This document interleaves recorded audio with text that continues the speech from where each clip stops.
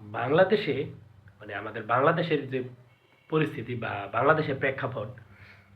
আমাদের বাংলাদেশের প্রেক্ষাপটে যদি ওমর রাদিয়াল্লাহু তাআলা জন্ম নিতেন,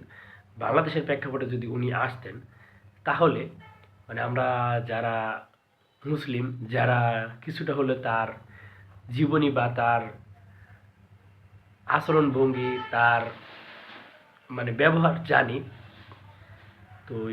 বাংলাদেশের প্রেক্ষাপটে ওমর রাদিয়াল্লাহু তাআলা যদি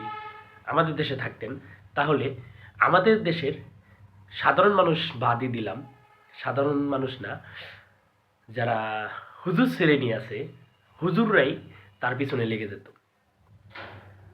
তার এক একটা কথা সঠিক বুঝ বা সঠিক ব্যাখ্যা না খুঁজে তার ভুল ধরায় ব্যস্ত থাকতো এবং তার পিছনে আলেম সমাজ মানে হুজুরাই লাগতো। এটা বাংলাদেশের প্রেক্ষাপটে আমি মানে বিচার বিশ্লেষণ করে মানে আমার স্বল্প জ্ঞানে